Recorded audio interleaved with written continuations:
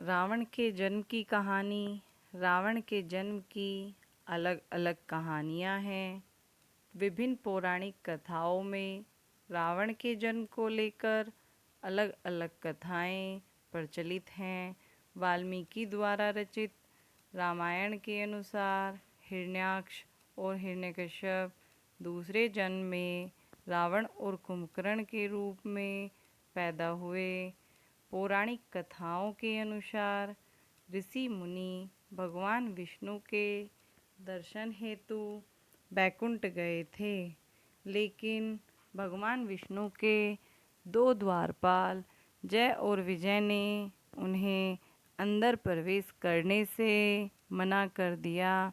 इसी बात से नाराज़ होकर ऋषि मुनि ने शाप दे दिया और जय विजय को कहा कि तुम दोनों राक्षस हो जाओ। जय विजय समेत भगवान विष्णु ने भी ऋषि मुनियों से इस अपराध के लिए माफ़ी मांगी, जिससे ऋषि मुनियों ने शाप की तीव्रता कम कर दी और कहा कि 3 जन्मों तक तो तुम्हें राक्षस योनि में ही पैदा होना पड़ेगा, उसके बाद तुम इस पद पर पुनः प्रतिष्ठित हो पाओगे। साथ ही ऋषि मुनियों ने ये शर्त रख दी कि भगवान विष्णु के किसी भी अवतार के हाथों तुम्हारा मरना ज़रूरी होगा। पहले जन्म में जय विजय हिरण्याक्ष और हिरण्यकश्यप नाम से पैदा हुए। दोनों ही बहुत शक्तिशाली और पराक्रमी थे।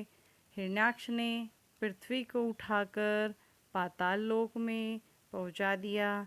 इसके बाद भगवान विष्णु को वराह अवतार धारण करना पड़ा। पृथ्वी को हिरण्याक्ष का वध कर उससे मुक्त कराया। हिरण्यकश्यप को हिरण्याक्ष वध का बहुत दुख हुआ और वह विष्णु विरोधी था। उसने विष्णु भक्त प्रहलाद को मरवाने की कोशिश की। अंत में स्वयं भगवान विष्णु ने नरसिंह अवतार धारण कर हिरण्यकश्यप का वध किया। दूसरे जन्म यानी त्रेता युग में ये दोनों भाई रावण और कुंभकर्ण के रूप में पैदा हुए, जिनका वध भगवान विष्णु के अवतारी पुरुष भगवान राम ने किया।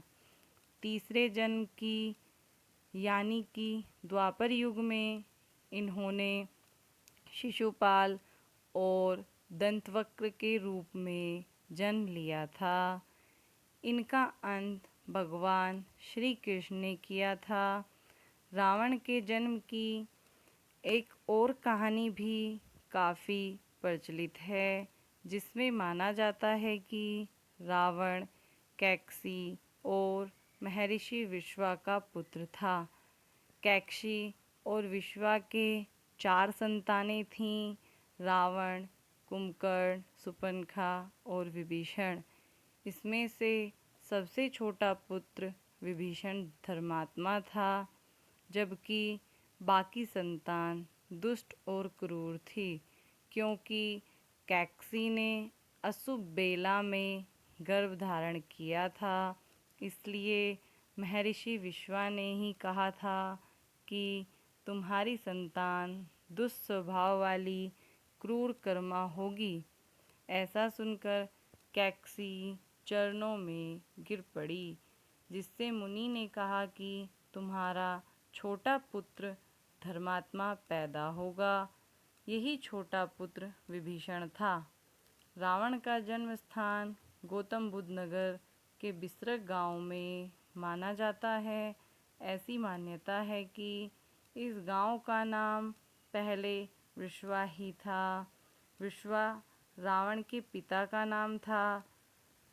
समय के साथ साथ इस गांव का नाम विश्वा से बिसरक हो गया। कहा जाता है कि यहाँ पर एक शिवलिंग है, जिसकी पूजा रावण और उसके पिता विश्वा किया करते थे। ये अष्टकोण के आकार का शिवलिंग खुद ही पृथ्वी से निकलकर आया था।